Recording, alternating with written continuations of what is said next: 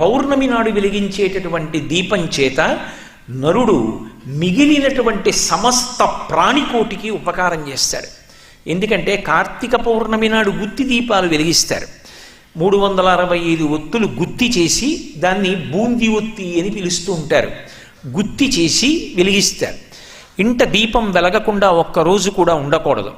ఏ కారణం చేతనైనా ఇంట దీపం లేకుండా ఇల్లు తాళం వేసి ఉన్నటువంటి దోషం పరిహరింపబడడానికి 365 ఒత్తులు అంటే ఒక రోజుకి సిద్ధపడిన వాడిని 365 రోజులు ఇల్లు తాళం వేసి దీపం లేకుండా వెళ్ళిపోవడానికి సిద్ధపడగలిగినటువంటి మనస్తత్వం ఉన్నవాణ్ణి కాబట్టి తద్దోషాన్ని ఉపశమింపజేయడానికి పరమాత్మ నీ కృపచేత అనుగ్రహించు.